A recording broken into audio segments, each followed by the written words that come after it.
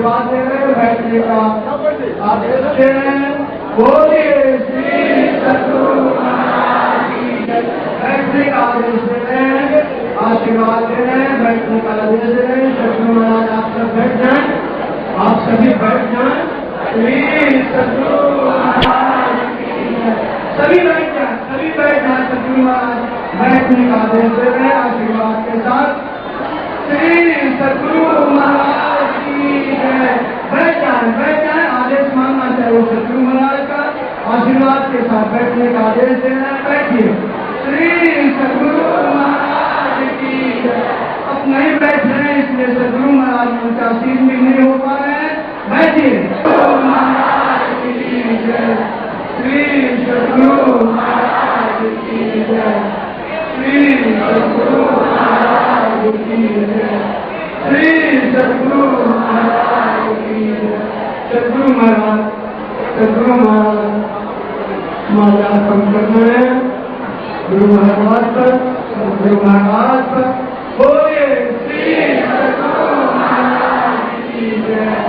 श्री सद्गुरु महाराज की जय। श्री सद्गुरु महाराज की जय।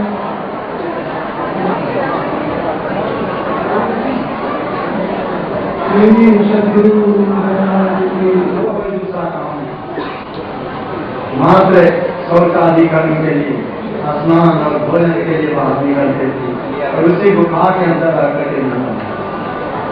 ईश्वर की कठोर तपस्या करने के बाद जो उन्हें आत्मोपलब्धि हुई उसके आधार पर वे भगवान बुद्ध की तरफ संसार के लोगों को ज्ञान दिया और उन्होंने कहा पावन जयंती समारोह में अतिथि के रूप में किरला मांझी भागलपुर विश्वविद्यालय के कुल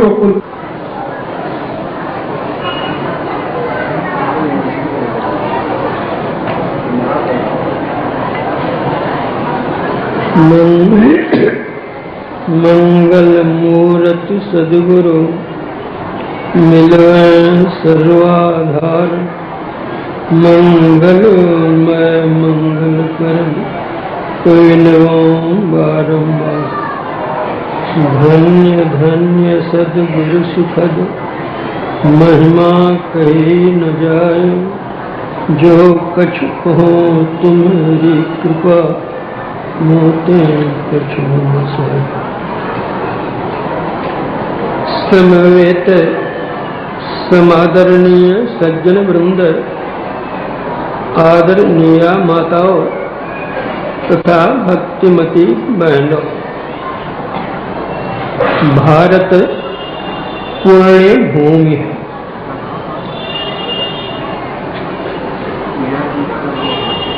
बारह महीने में 6 ऋतुएं होती हैं, वह भारतवर्ष को प्राप्त है। अन्य देशों में कहीं 1, कहीं 2, कहीं 3, कहीं 4 ऋतुएं। भारत कृषि प्रधान देश होते हुए भी सदा से ऋषि प्रधान देश रहा है।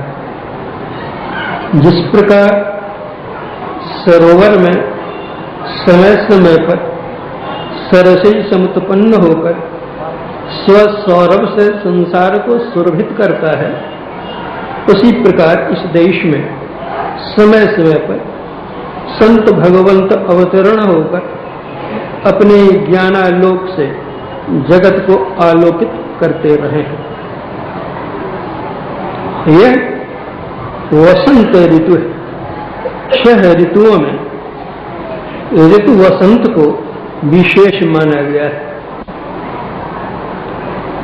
पेड़ों में पतझड़ होकर नव पल्लव निकल आते हैं, कहीं फूल खिलते हैं, कहीं फल से वृक्ष लदे हुए हैं, शीतल मंद सुगंध पवन चलते हैं, लोगों में वह आनंद प्रदान करता है।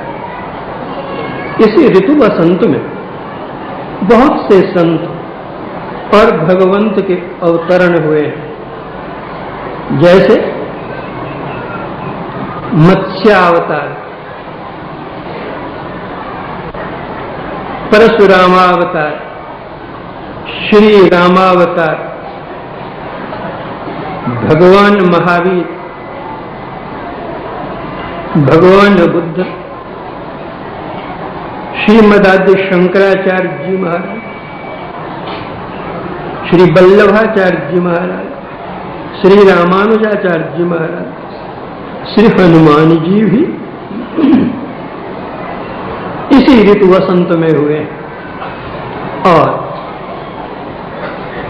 इसी ऋतु वसंत में ही हमारे परम पूज्य गुरुदेव का भी अवतरण हुआ है और वह आज की तिथि 120 वर्ष पूर्व है। ऋतु वसंत में ही भगवान बुद्ध का अवतरण हुआ था। ऋतु वसंत में ही हजरत मोहम्मद साहब का अवतरण हुआ। कितना सुंदर ऋतु। वैचारिक दृष्टि से अवलोकन करने पर आज से 2500 वर्ष पूर्व भगवान बुद्ध हुए थे और 120 वर्ष पूर्व हमारे गुरुदेव हुए थे। सन ईस्वी की दृष्टि से तो इतनी दूरी है, लेकिन तिथि की दृष्टि से अगर देखा जाए तो हमारे गुरुदेव का अवतरण वैशाख शुक्ल चतुर्दशी को है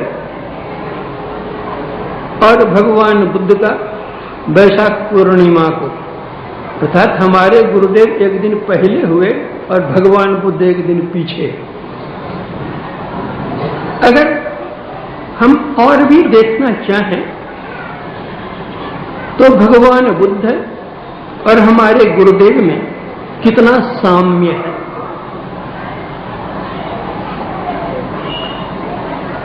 नेपाल की तराई कपिलवस्तु में भगवान बुद्ध का जन्म हुआ और नेपाल की तराई पूर्णिया जिला में हमारे गुरुदेव का। लेकिन भगवान बुद्ध का पितागृह कपिलवस्तु था, जन्मगृह नहीं। उसी तरह हमारे गुरुदेव का पितागृह पूर्णिया जिला सिकलीगढ़ धरारा, लेकिन उनका जन्म स्थान वह नहीं। तब भगवान बुद्ध जिस समय अपनी माता के गर्भ में थे, यशोधरा की इच्छा हुई अपने नैहर जाने की।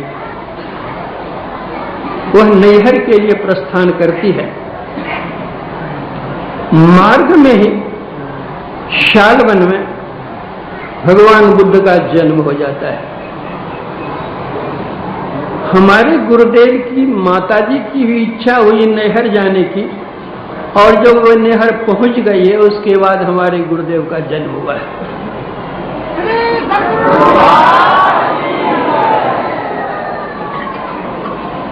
भगवान बुद्ध में विशेषता यह रही कि जैसे ही उन्होंने जन्म लिया, जन्मते ही वे 7 डेग चले थे और हमारे गुरुदेव में विशेषता यह रही कि उनके सिर पर जन्मजात 7 जटाएं थी।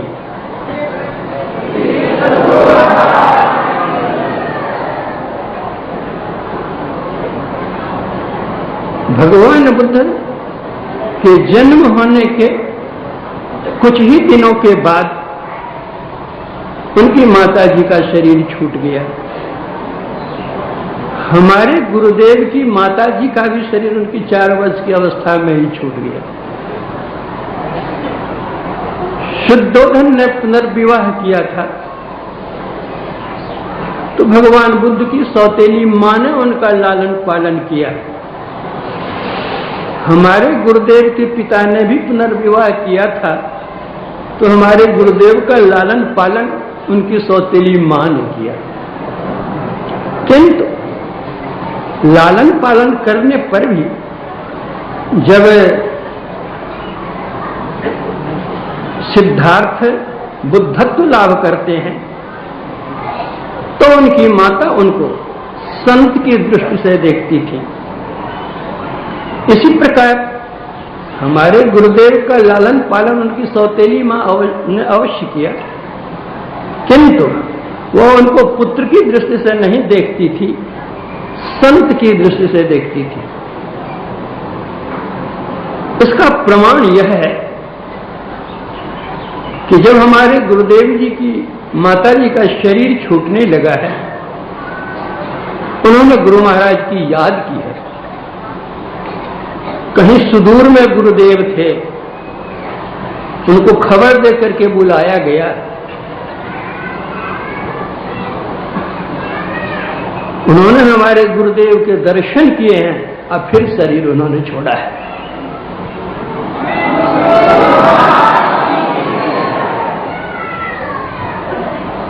भगवान बुद्ध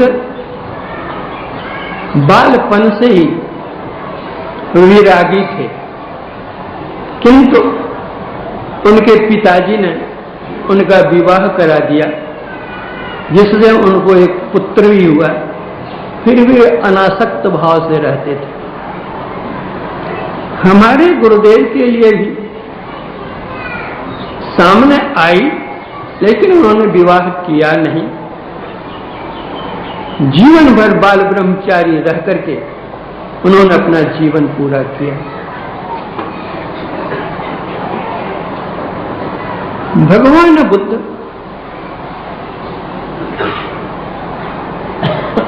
एक चार दीवारी के अंदर रहते थे कि बाहर की कोई हवा इनको लगने नहीं पाए, और उसमें नृत्य गान होता रहता था, नर्तकी नाचती रहती थी।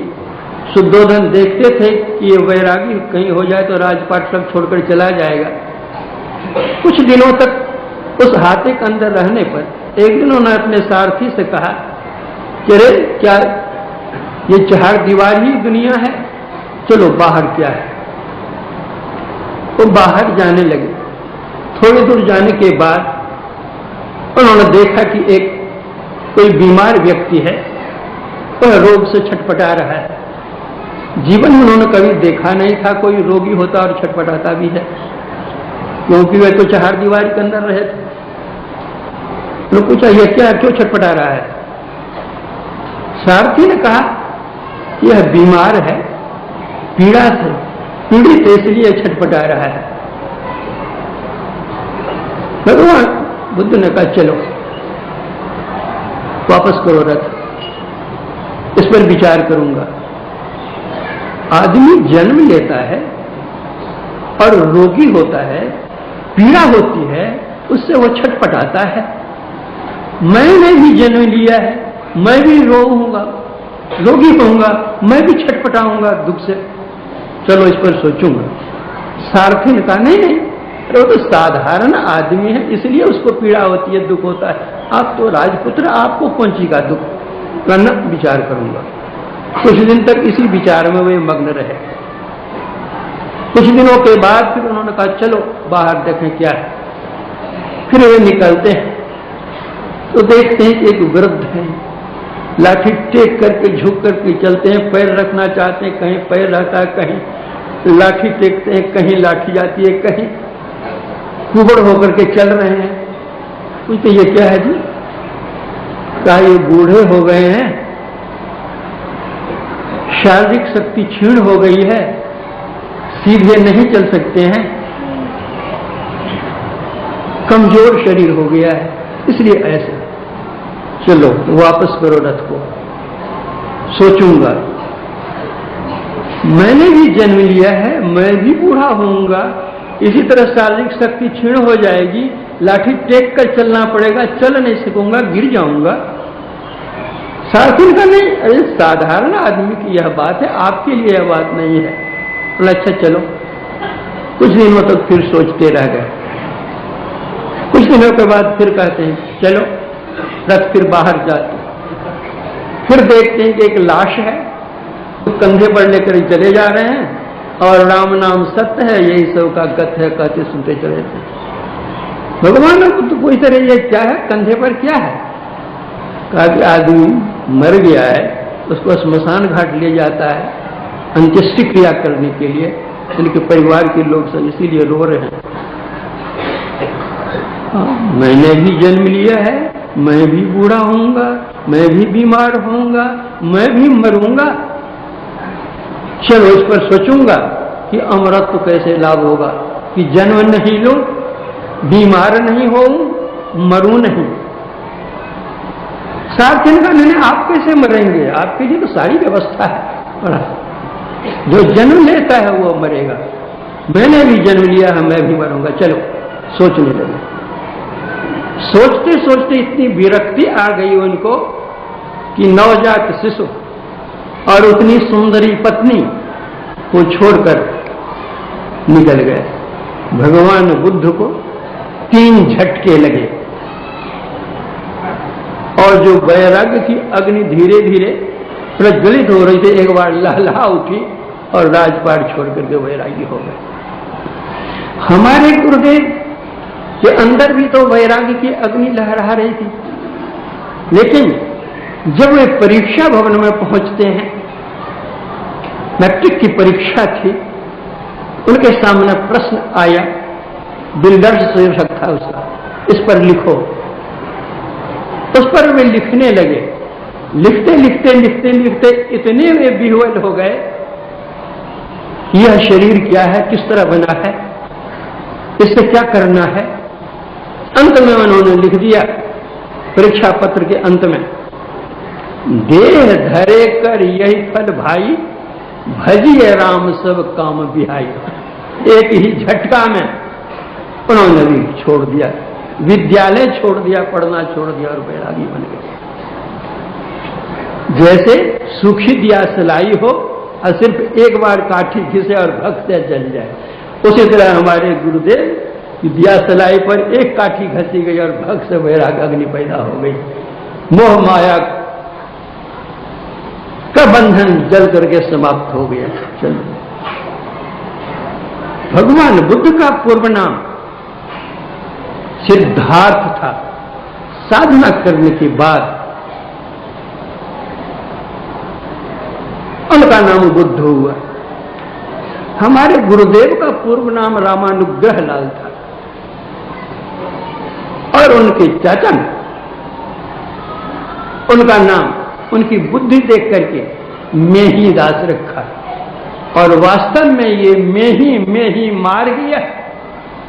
सुनो सकल देख कान, वास्तव में उनकी बुद्धि में ही, साधना में ही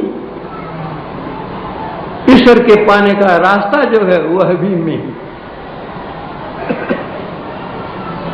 उपनिषद में यम ने नचिकेता को बतलाया था वह कितना रास्ता महीन है।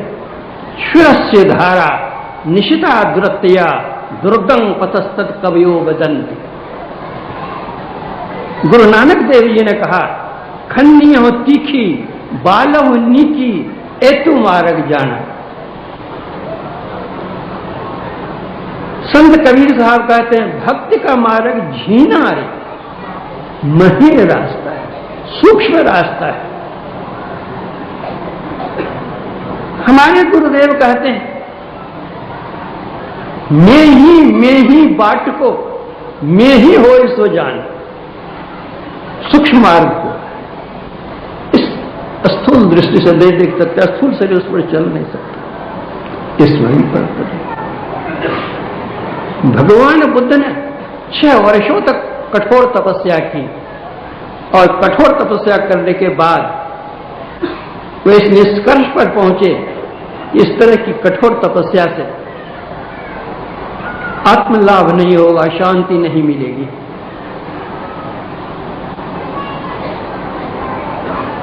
वहां से वे चल पड़े, चले गए गया जी।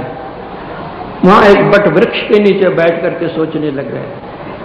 सोचते सोचते ध्यान मग्न हो गए। ध्यान के पहले उनको तंद्रा जैसी आई, उस तंद्रा में उन्होंने देखा कि इंद्र भगवान आए हुए हैं, उनके हाथ में तानपूरा है, उसके 3 तार हैं। वह बाज बजाता है तो एक तार बहुत ढीला था, घड़र घड़र की आवाज होती थी, दूसरा तार बहुत कसा हुआ था, ठस आवाज आती थी, तीसरा तार का संतुलन ठीक था, कसा हुआ, उसकी आवाज मीठी आती थी। भगवान बुद्ध ने सोचा कि संसार के लोगों का तार बहुत ढीला है और मैंने अपने तार को बहुत कसा है, इसलिए न तो सांसारिक लोगों को शांति मिलती है और न मुझे शांति मिली। बीच का जो तार है वह ठीक है, इसलिए मध्य मार्ग को पकड़ो तो शांति मिलेगी। और वे बैठ गए ध्यान करने के लिए, वो मध्य मार्ग को उन्होंने पकड़ा। वह मध्य मार्ग क्या है?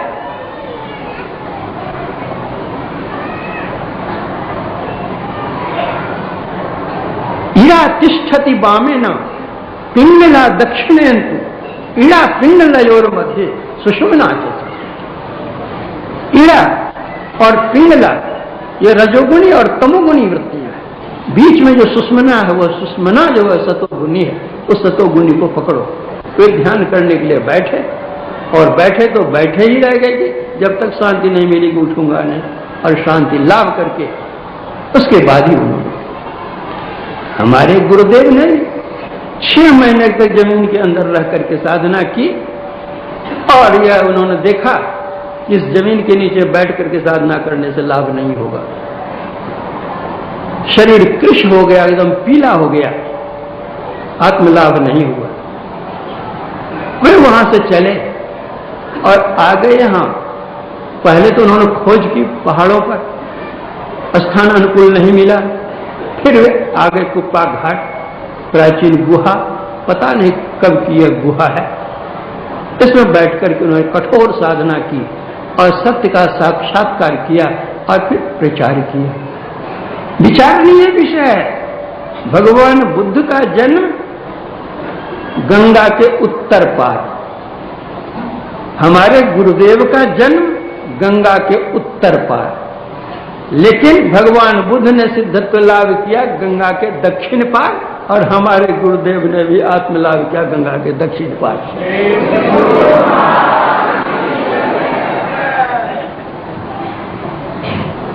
अब वे उस ज्ञान का प्रचार प्रसार करने लग गए।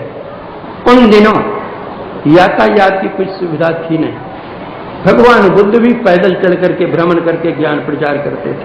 हमारे गुरुदेव कभी बैलगाड़ी, कभी घोड़े से, कभी पैदल चल करके दूर देहात निष्ठा नेपाल राज्य तक उन्होंने बैलगाड़ी की सवारी करके यात्रा की और लोगों को ज्ञान दिया। जो अनपढ़ थे, शोषित थे, पीड़ित थे, गरीब थे, जिनको कोई पूछने वाला नहीं था, उनको उन्होंने गले लगाया और आत्मज्ञान का उपदेश दिया, समझाया, सिखाया। उस समय के कुछ लोग कहा करते थे कि अरे मैं ही दास तो पढ़ते थे, अब पढ़ते पढ़ते वे पागल हो गए और पागलपन अभी तक है, वो अनपढ़ क्या समझेगा आत्मज्ञान को। तो हमारे गुरुदेव कहते थे कि जंगल से हम सुग्गा को ले आते हैं और उसको राम राम शिव शिव व गुरु सतनाम सिखाते हैं। तो जब जंगल का सुग्गा राम राम सीताराम भगवान का नाम ले सकता है, अल्लाह अकबर कह सकता है, तो क्या आदमी ईश्वर का नाम नहीं ले सकता है, भगवत भजन नहीं कर सकता है? इसको भी सिखाएंगे। और सिखाया उन्होंने। और किस तरह सिखाया? जिस तरह जब सरोवर में कमल खिलता है, दूर दूर से भंवरे आते हैं, उसका पराग लेकर के जाते हैं। हमारे गुरुदेव बाहर कहीं विदेश गए नहीं, अधिक से अधिक नेपाल समझिए, लेकिन इनके पास जो इनकी सुगंध निकली अमेरिका के, इंग्लैंड के, जापान के, रूस के, नॉर्वे, स्वीडन के, ऑस्ट्रेलिया के ये सब के लोग आकर इनसे ज्ञान लेकर के गए। स्वीडन के लोग जो यहां आए, यहां एक सत्संगी बेचारे, बिहार है ना, वो सत्तू घोल करके खा रहे थे। तो उन्होंने देखा कर ये आटा खा रहा है, क्या खा रहा है? और जब थोड़ा सा उनको दिया खाने के लिए, स्वाद लगा, 5 किलो यहां से लेते गए।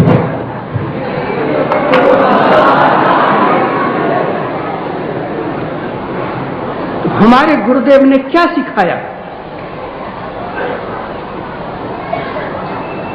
जो साधु महात्मा कुछ लोग थे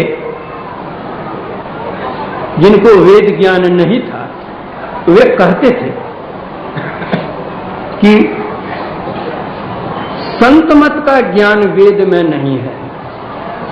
और जो वेद पाठी पंडित थे, जिनको संतवाणी का अध्ययन मनन अनुशीलन नहीं था, वे कहते थे वेद ज्ञान संत मत में नहीं है।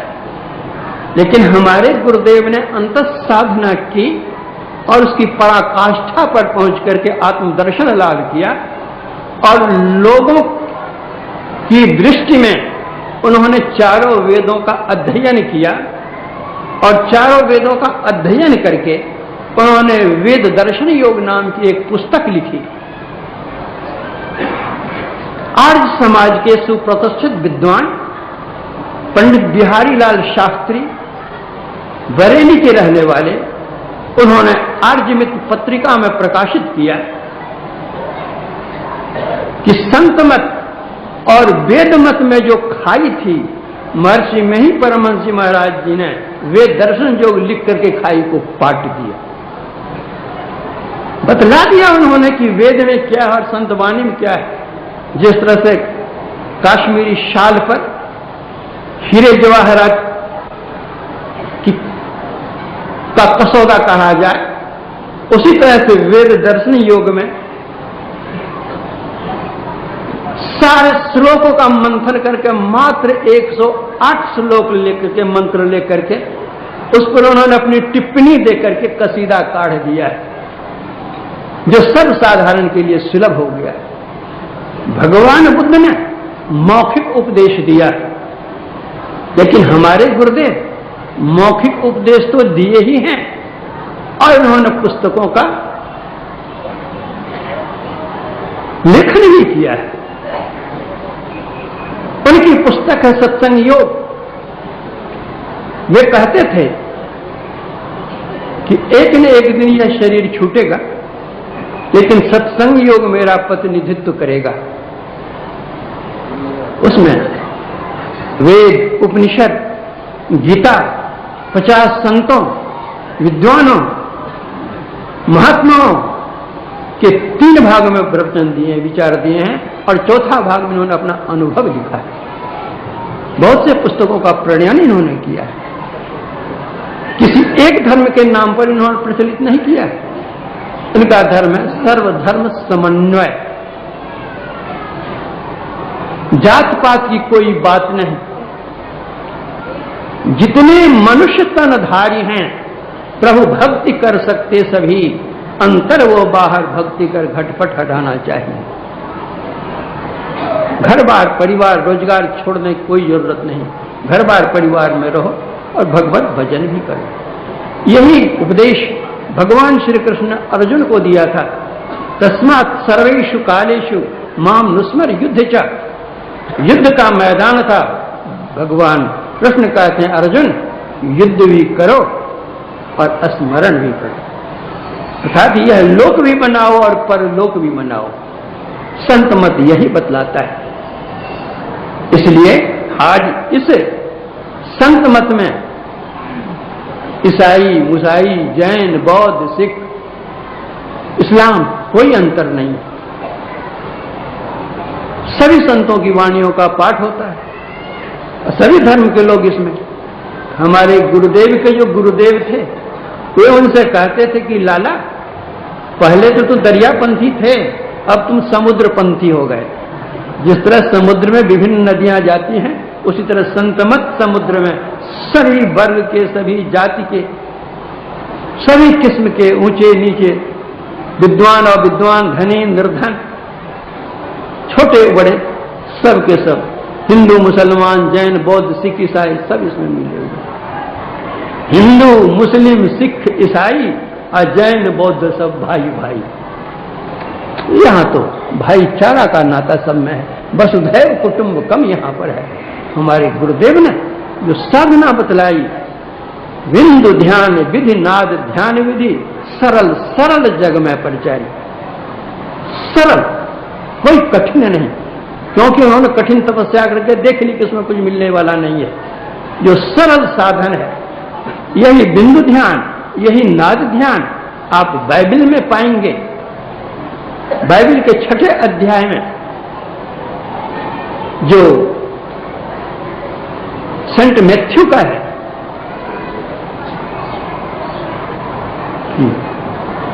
शरीर का दीपक आंख है, यदि तुम्हारी आंख एक हो तेरा सारा शरीर उजियाला होगा। यही श्रीमद्भगवद गीता के 6ठे अध्याय में है, नासाग्र ध्यान करने के लिए। और यही बात कुरान शरीफ के हूद में है।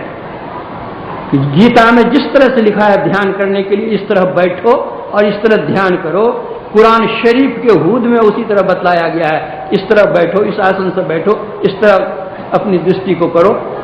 बिल्कुल ये तीनों का एक, उसी को भगवान महावीर ने प्रेक्षा ध्यान कहा है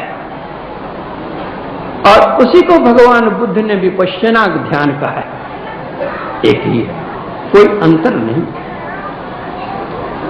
जिस नादान संधान की चर्चा आप संत मत में पाते हैं, जो संत मत की शिखर साधना है, बाइबल में आप पढ़िए। In the beginning was the word was with God and the word was God. आरंभ में शब्द था, शब्द ईश्वर के साथ था, शब्द ईश्वर था, वह शब्द ईश्वर। इस अंतर्नाद की साधना हजरत मोहम्मद साहब ने वर्षों गुहा में बैठ करके की है और अंत में उन्होंने आत्मलाभ साक्षात्कार किया है। परमात्मा अल्लाह का उन्होंने दीदार प्राप्त किया है और एक दिन वे रोने लग गए। उनकी बीवी ने कहा कि जिस समय आपको खुदा का दीदार नहीं हुआ था, उस समय आप रोते थे। मैं पूछती थी कि आप क्यों रोते हो, तो आप कहते थे कि इतना हुआ, इतना समय बीत गया, इतने दिन बीत गए, इतनी उम्र बीत गई, लेकिन खुदा का दीदार नहीं हुआ। लेकिन अब तो आपका खुदा का दीदार हो गया, फिर क्यों रो रहे हैं? उनका अब इसलिए रो रहा हूं कि मेरे जैसे नाचीज को उन्होंने अपना दीदार दिया। तो बाइबल पढ़िए, कुरान पढ़िए, आप अपना वेद पढ़िए। वेदाहमेतम पुरुषम महांतम आदित्य वर्णम तम सह परस्ता तमे विदित्तात मृत्यु में नान्यो पंथा विदिति ने आया। वेद कहता है कि नान्यो पंथा, न अन्य पंथा, और कोई दूसरा रास्ता नहीं है। तम सह परस्तात, अंधकार के परे चलो, प्रकाश में जाओ और शब्द को पाओ। यही एक ईश्वर के पास, खुदा के पास, परमात्मा के पास पहुंचाने का रास्ता है और दूसरा रास्ता नहीं। मानवकृत जितने रास्ते हैं उन रास्तों में परिवर्तन होता है, लेकिन ईश्वर कृत जितने रास्ते हैं उसमें परिवर्तन नहीं होता। ट्रेन चलती है आज इस होकर के कल उस होकर के, प्लेन चलता है इस होकर के और उस होकर के, सड़क की पगडंडी भी बदलती है इस होकर के और उस होकर के। लेकिन परमात्मा ने जो सड़क निर्माण किया है वह सड़क कभी परिवर्तनशील नहीं है। तारे कितने चलते हैं? असंख्य तारे चलते हैं। कभी सुना है कि एक्सीडेंट हुआ है?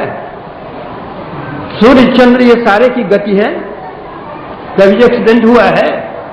पृथ्वी चलती है, एक्सीडेंट हुआ है? आप ट्रेन की, प्लेन की, कार की, बस की दुर्घटना रोज सुनते हैं। जिस पर रहता है ड्राइवर, किसी पर तो दो दो रहते हैं।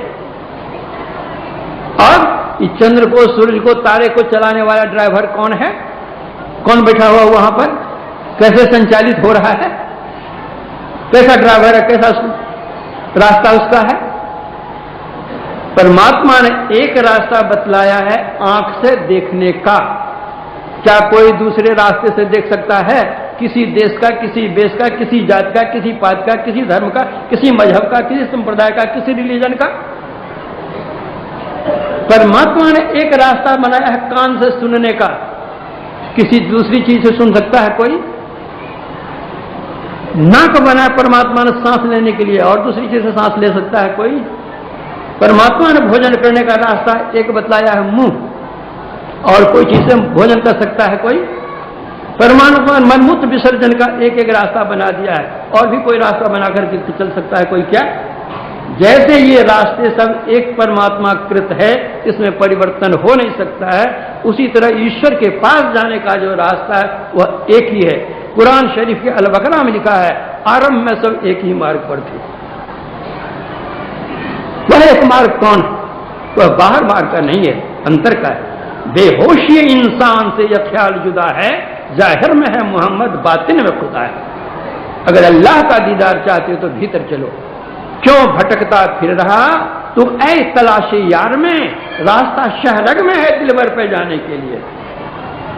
दोष बातिन हो कुशादा, जो करे कुछ दिन अमल ला इला अल्लाह अकबर पे जाने के लिए। यही एक रास्ता है। आप वर्णमाला के सभी वर्णों को आप पढ़ लें, मात्र एक पवर्गीय को छोड़ करके। कोई भी वर्ण आपको दोनों होठ नहीं मिला सकता है, लेकिन मात्र एक पवर्गीय वर्ण ही है जो दोनों होठों को मिलाता है। उस तरह दुनिया की सारी साधना आप कर लें, कोई परमात्मा से मिला नहीं सकता है। एक नादान संदान ही है जो परमात्मा से मिला सकता है। यह संत मत की शिक्षा है, सरल शिक्षा है। लेकिन दुनिया में रहने की यह कला है। जैसे जल में कमल रहता है, जल से ऊपर रहता है। जैसे जल में नाव रहती है, जल से ऊपर रहती है। नाव में जल नहीं जाना चाहिए, नहीं तो डुबा देगा। उसी तरह से भगवत भक्त संसार में रहे, कोई हर्ज की बात नहीं है, लेकिन उसमें सांसारिकता नहीं आनी चाहिए, नहीं तो वो डुबा देगा। इसलिए हमारे गुरु महाराज की सरल साधना बतलाई, गुरु जाप मानस ध्यान मानस कीजिए दृढ़ साध कर, इनका प्रथम अभ्यास कर शुद्ध करना चाहिए। घटतम प्रकाश वो शब्द पट, त्रय जीव पर हैं छा रहे, करी दृष्टि अरिधुन योग साधन ये हटाना चाहिए। और इसके लिए पवित्र जीवन चाहिए। पवित्र जीवन, झूठ चोरी नशा हिंसा व्यभिचार, जब तक अपने अंदर पवित्रता नहीं आएगी उस परम पवित्र परमात्मा को नहीं प्राप्त कर सकते। जो नमाज पढ़ते हैं वे मुसलमान हैं, और जो नमाज नहीं पढ़ते हैं कहलाते हैं मुसलमान, वे मुसलमान नहीं है। हदीस में लिखा हुआ है। तो पंचवक्ती नमाज है, नमाज हम अदा करें। उसी तरह जो ईश की स्तुति करते हैं, आस्तिक हैं, कहते हैं हम आस्तिक हैं, आस्तिक हैं, तो आस्तिक हैं तो स्तुति कीजिए। स्तुति नहीं करते हैं, ध्यान नहीं करते हैं और कहते हैं हम आस्तिक, वह कैसे? एक शब्द हरम, अरबी शब्द है। हरम शब्द का प्रयोग किया गया है। मक्का के आसपास कुछ क्षेत्र ऐसे हैं जहां किसी भी प्रकार की जीव हिंसा मना ही है। कितना पवित्र वह स्थान है जहां किसी भी प्रकार की जीव हिंसा नहीं होती, उसका नाम है हरम। उसी हरम को अगर हम अंग्रेजी में हरम लिखते हैं तो हो जाएगा हराम, अपवित्र हो जाएगा। उस भाषा का शब्द उस भाषा में लिखते हैं। तो संस्कृत में हम लिखते हैं राम, हिंदी में हम लिखते हैं राम। राम का अर्थ है रमंती रामा, जो सब में रमण करता है वह है राम। रमंती योगिनो यस्मिन स राम, जिसमें योगी जन रमन करते हैं वह है राम। लेकिन अगर अंग्रेजी में हम राम लिखें तो क्या होगा? RAM, राम माने भेड़ा। और दूसरी भाषा में राम का अर्थ हो जाएगा गुलाम।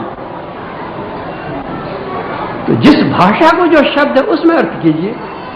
एक नायिका कहती है,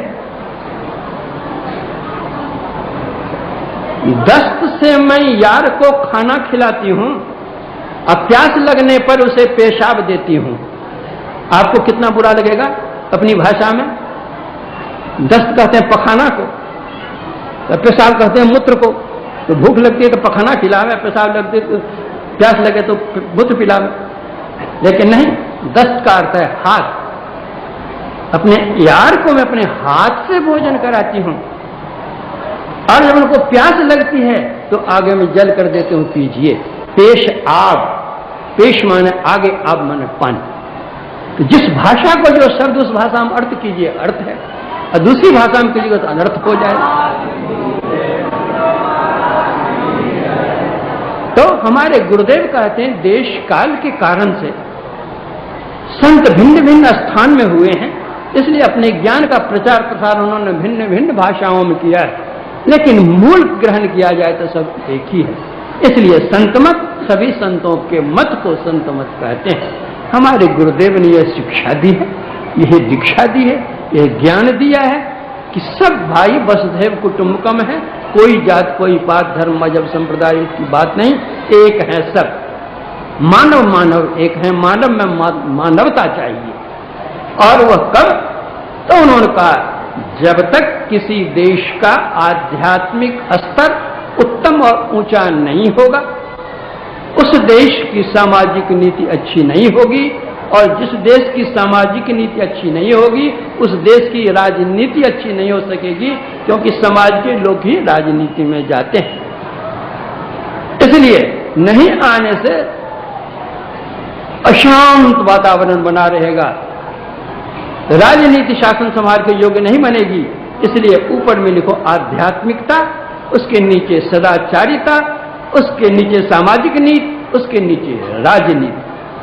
क्योंकि आध्यात्मिक और सदाचारिता का क्यू और यू का संबंध है। किसी पद पर तो झूठ, चोरी, नशा, हिंसा, व्यभिचार करके भी कोई जा सकता है, लेकिन ईश्वर को पाने का जो रास्ता आध्यात्म ज्ञान, एक बाल के नुक के बराबर भी अगर क्या कहते हैं पाप की वृत्ति रहेगी तो उधर जा नहीं सकता है सूक्ष्म रास्ते पर। इसलिए आवश्यकता है इन पापों को छोड़ें, आध्यात्मिकता लाएं, सदाचार का पालन करें, अपने जीवन यापन के लिए कुछ न कुछ पवित्र कमाई अवश्य करें, पर मुखापेक्षी मत बने। अंत में मैं अपने वचन में विराम देते हुए परम पूज्य गुरुदेव के श्री चरणों में श्रद्धांजलि अर्पित करता हूं और आप सब लोगों को बहुत बहुत धन्यवाद देता हूं। इस तरह की चिलचिलाती धूप में और यातायात की असुविधा रहते हुए भी आप लोग इतनी संख्या में आ गए हैं। आप लोगों की श्रद्धा श्लाघ्य है, प्रशंसनीय है। आप लोगों को बहुत बहुत धन्यवाद है। और आप जो उच्च पदाधिकारी लोग सब हैं यहाँ पर पधारे हैं कष्ट करके, आप लोगों के लिए भी मेरा बहुत बहुत धन्यवाद है, शुभाशीर्वाद है। आप सब लोगों की शुभकामना करता हूँ। बोलिए श्री सतगुरु महाराज की जय। सभी अपनी जगह पर बैठे रहेंगे, आरती के बाद ही सभी जाएंगे। दो महत्वपूर्ण सूचनाएं भी हैं जो आप लोग को बतानी है। अभी कर्मेश्वर बाबू